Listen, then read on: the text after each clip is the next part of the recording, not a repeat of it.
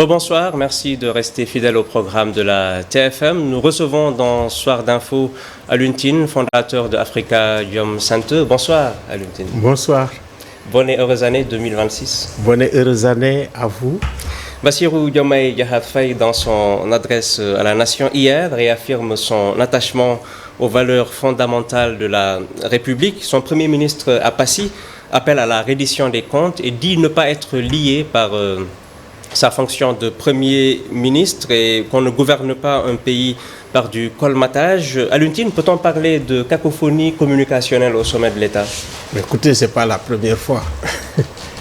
J'ai l'impression que ça continue et qu'en réalité, le président de la République, quand il réaffirme être ancré dans son serment, tenir par-dessus tout à la République, quelle que soit la situation, je pense que c'est une façon de répondre aux préoccupations des Sénégalais par rapport effectivement à cette situation de cacophonie, pratiquement.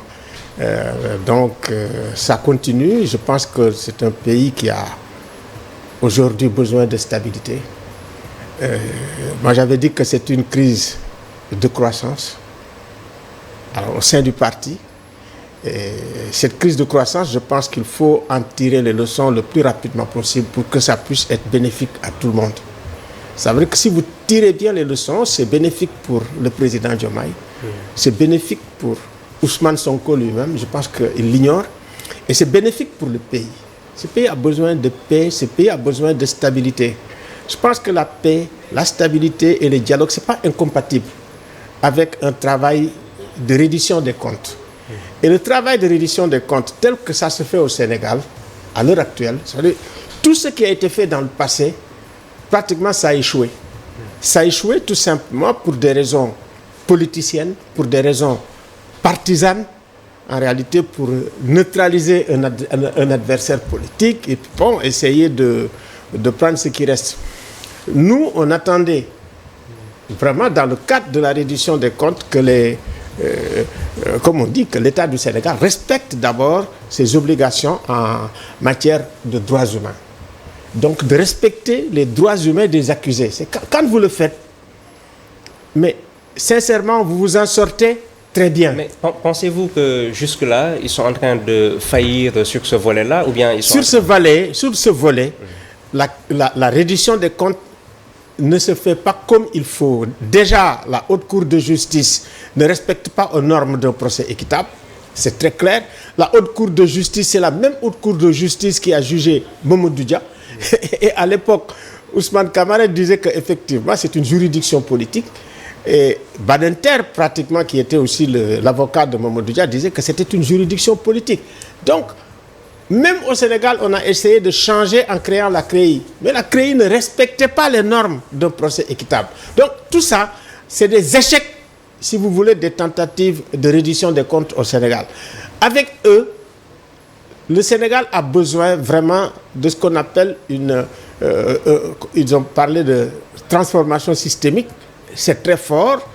Et également, ça correspond également à l'attente des Sénégalais. C'est pas facile. Ça ne se fait pas du jour au lendemain, mais tout de même, il faut qu'ils écoutent les gens quand même qui leur parlent. La séquence dont on parle, la séquence de 2021-2024, elle n'est pas nouvelle. On a vécu à peu près la même chose entre 2011 et 2012. On l'a vécu, il y a eu des morts, mais on n'avait pas tiré les leçons en 2011-2012. On l'a répété vraiment avec un degré encore supérieur. D'où l'intérêt, et on le dit parce qu'eux aussi ils ne savent pas, d'user ce que d'autres ont fait. Mais à Banjul, ici, en Gambie, oui. Mais c'était pire. Mais ils l'ont géré par une justice transitionnelle. D'abord connaître la vérité. Connaître la vérité, c'est quoi? C'est d'abord enquêter. D'abord, une commission d'enquête indépendante qui dit, ben voilà les recommandations. Vous suivez les recommandations, vous y allez. Mais on assiste à quoi? Certains qui disent que ce sont des martyrs. D'autres qui disent que l'État a réagi.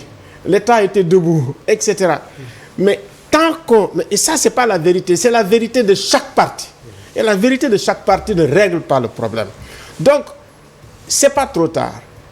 Quand la justice s'empare de cette affaire, on n'a qu'à laisser la justice travailler. Parce que nous avons besoin de vérité. Nous avons besoin de justice.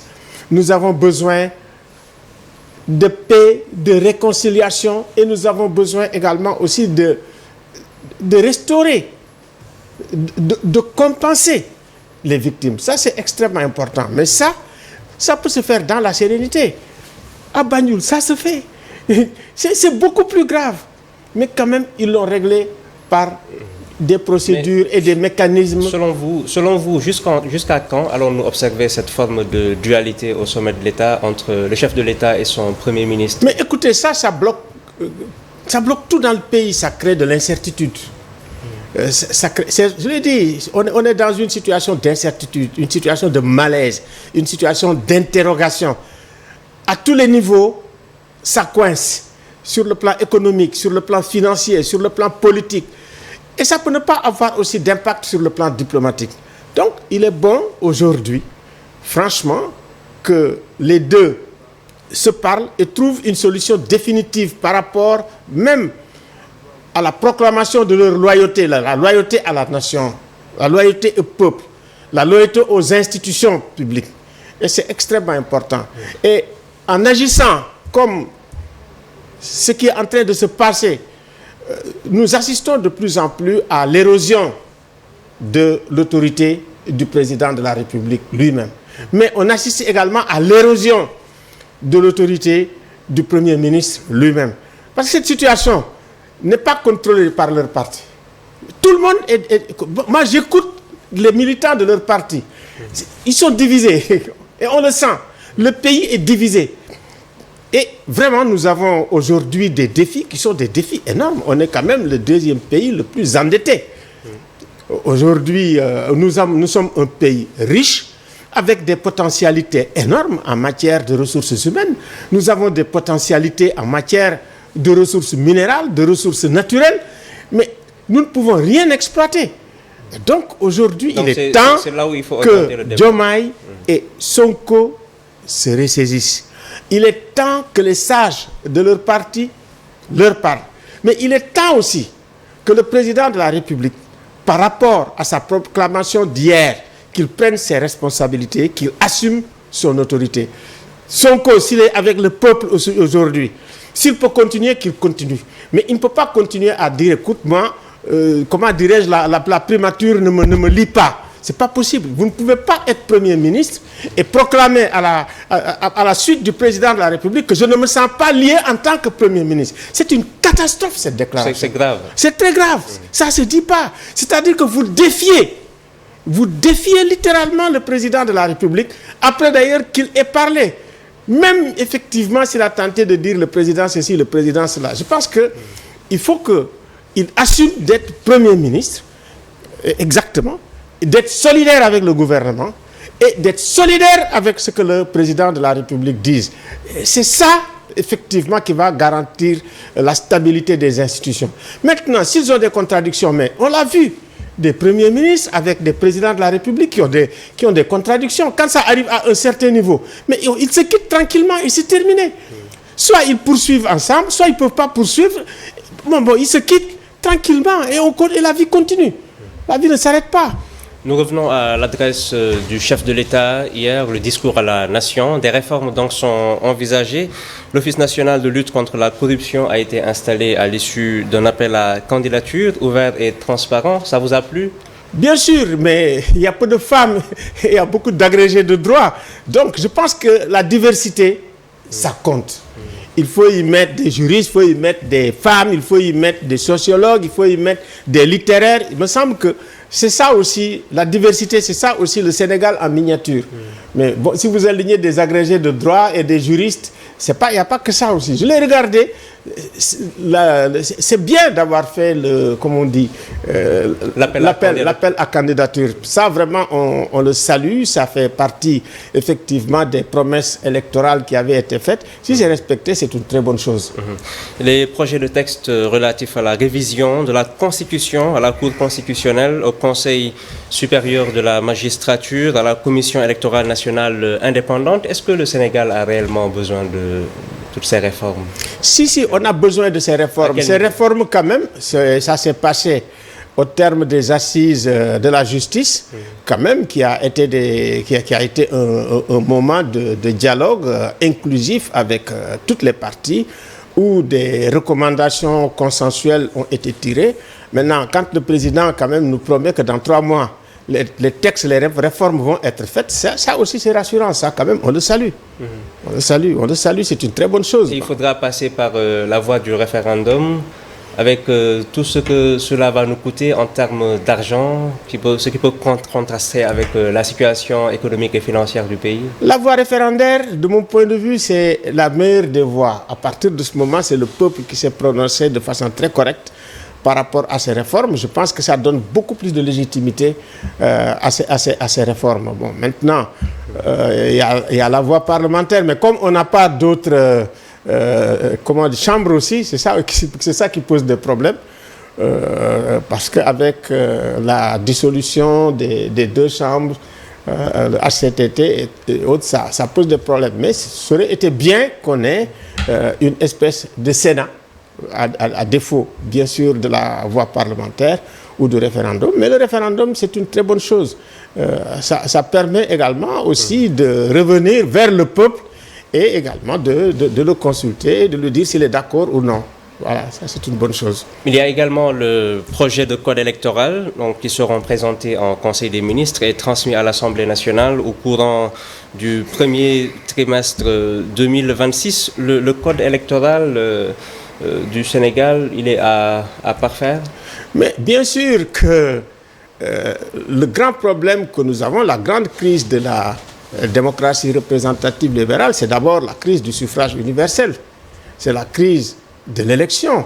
C'est la crise de la démocratie électorale. Aujourd'hui, de plus en plus, un peu partout en Afrique, du fait de cette crise, nous avons des coups d'État militaires. Du fait également de cette crise, nous avons également des moyens, si vous voulez, d'exclure des champions de la participation électorale. Il faut voir ce qui se passe en Guinée-Conakry aujourd'hui, il faut voir ce qui se passe aussi en Côte d'Ivoire, il faut voir ce qui se passe au Bénin, où on a échappé à un coup d'État. Donc, la réflexion sur la démocratie électorale et également sur la crise démocratique, ses dysfonctionnements, ses effets pervers, je pense que ça doit faire l'objet d'une réflexion. Et également, nous allons peut-être organiser, on a maintenant l'Agora Pench, et l'Agora Pench va quand même réunir les gens pour réfléchir sur la démocratie électorale, voir effectivement ses atouts, voir ses faiblesses, voir les recommandations qu'on puisse faire pour avoir quand même un bon consensus pour aller vers des élections sereinement. Voilà, de façon sereine, de façon pacifique. Et je le répète, nous avons besoin de sérénité, nous avons besoin de cohérence au sommet de l'État. Et nous avons besoin de paix, nous avons besoin de réconciliation. Ça, ce sont des choses qui sont intéressantes. Il faut le dire et le répéter. Il faut le dire et le répéter, parce que c'est ça qui va faire que ceux qui nous regardent se disent, mais tiens, ils avancent. On peut le faire dans un débat, on peut le faire dans la controverse, on peut le faire dans la polémique. Mais faisons-le vraiment en essayant aujourd'hui de mettre de côté la lutte pour le pouvoir, parce que la lutte pour le pouvoir est en train de prendre le dessus sur effectivement les défis, et les défis les plus importants de ce pays. Et les défis importants, c'est qu'on s'entende aujourd'hui, d'abord pour vraiment faire face à des mutations politiques, des mutations sociales, des mutations institutionnelles. On y est, c'est important. Oui. Le président est dedans, c'est bon. Donc, il faut effectivement qu'au sommet de l'État, surtout du côté du Premier ministre, bon, voilà, qu'il marche sur le même rythme, sur la même cadence. Parce que quand même, si on est, comme on dit, dans un tandem, vous pédalez ensemble. Vous pédalez au même rythme. Sinon, qu'est-ce qui va se passer? Vous tombez. Vous tombez. Et aujourd'hui, notre tandem est en train de tanguer. Voilà. Ça bouge, ça n'a plus son équilibre et ça crée également beaucoup d'inquiétudes et beaucoup de malaise aujourd'hui sur le plan politique, sur le plan social, sur le plan économique, sur le plan financier et sur le plan même de nos rapports avec les investisseurs. Ouais, espérons peut-être que ce tandem va toujours plier mais ne jamais rompre. En clôturant sur ce bloc, le chef de l'État assure que les autres réformes vont s'inscrire dans un agenda d'adoption cohérent, aligné sur la durée du mandat et le rythme de la nation. Vous pensez par exemple à quelles autres réformes? Écoutez, nous, les réformes, c'est très bien. Mais ce qu'il y a aussi, c'est un déficit de culture des droits de l'homme au sommet de l'État. Parce que ce qu'on est en train de voir qui se passe, on peut régler la question de la reddition des comptes, mais franchement, en respectant les obligations internationales de l'État en matière de droits de l'homme. Moi, c'est ça qui me dérange de plus en plus. Et je ne comprends pas. Parce que quand même, ce pays était une référence en matière de droits de l'homme. On a de grands noms en matière de droits de l'homme. Les gens, ils l'oublient. Ils se sont farouchement battus. En matière de droits humains, une des personnes à qui on doit rendre hommage aujourd'hui, dans ce pays, qui est extrêmement discret, c'est le professeur Ibrahima Fall.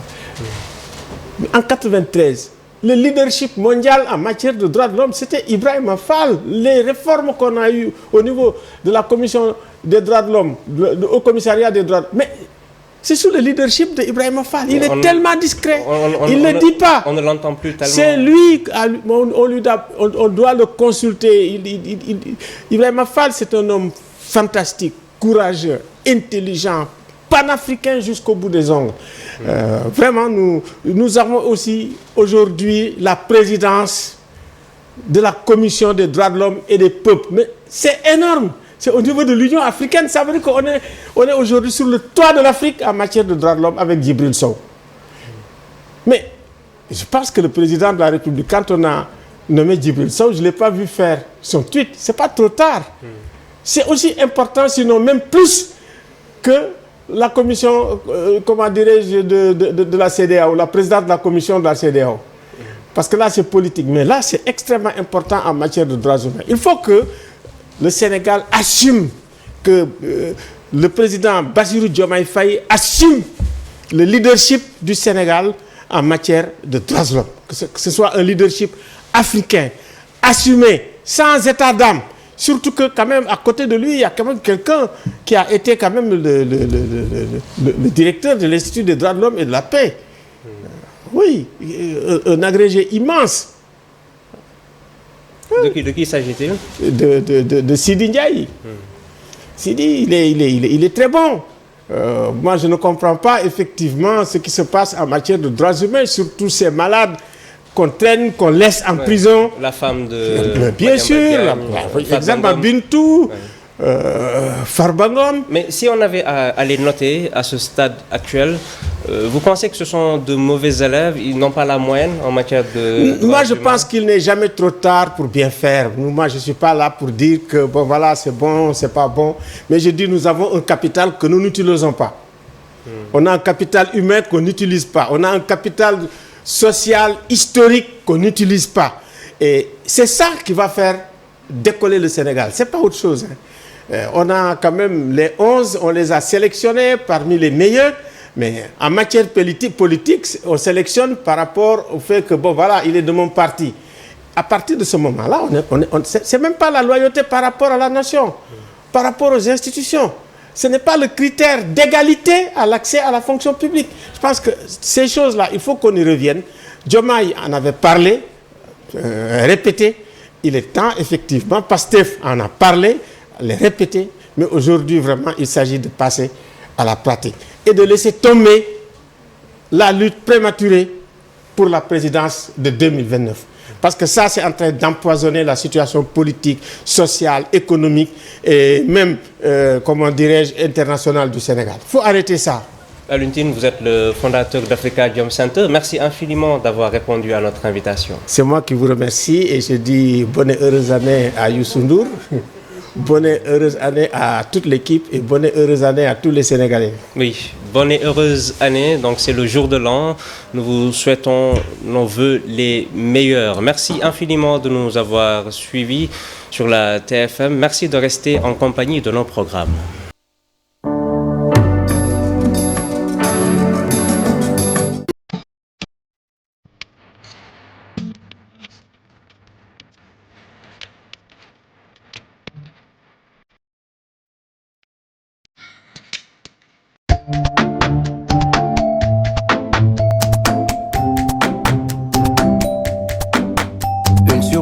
Pour éliminer ta journée, pour grandir, un bon goûter léger. Hey les enfants, approchez, c'est l'heure de jouer. Bouger et danser, Agnino, on va s'amuser. Agnino, on va se régaler. Agnino, une belle journée. Agnino, bouger et danser. Agnino, on va s'amuser. Agnino, on va se régaler. Agnino, dafay gën a neex ak Nino. Agnino, Agnino, Agnino, dafay gën a neex ak Nino. Nino, le yaourt des enfants, riche en fer, vitamine A, iode et zinc. Ak Nino, gënal ay bal, ay montre, Crocs ak yeneen yi neexal ci magasin yi nekk fépp ci réew mi.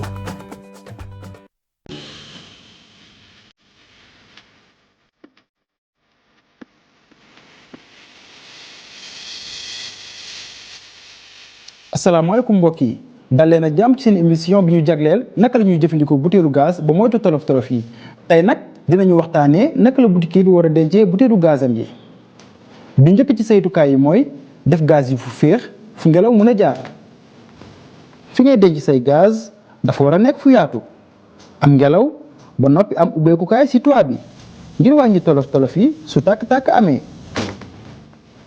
nañu gën a fagaru ngir aar ñëpp. ñu ngi leen di jaajëfal mbokk yi ci seen teewlu te di leen jox dig daje ba beneen yoon ci seen émission fagaru ci wàllum gaz fii ak boobu ñu ngi leen di ñaax ngeen bàyyi xel ci suñu ay tegtal nekk leen ci jàmm.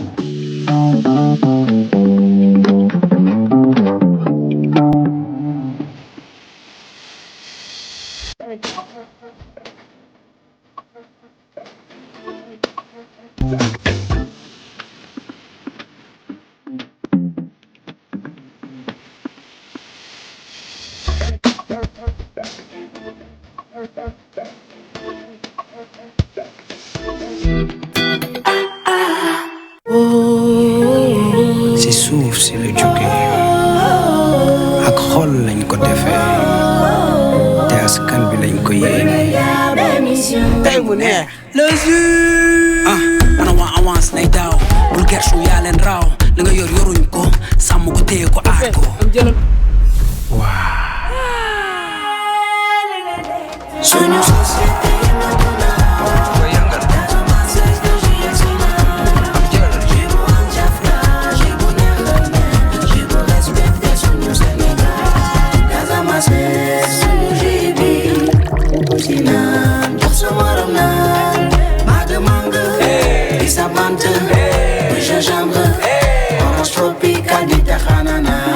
un peuple, un goût, le jus.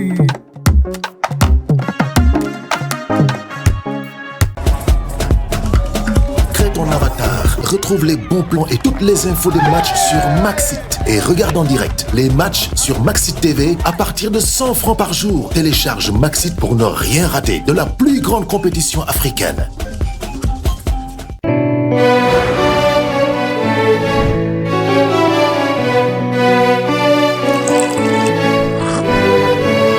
Chaque matin, je prends mon café Salah, le goût du bonheur, la saveur du bon café. Café Salah, on aime. Café Salah nous rend fort. Salah, c'est bon.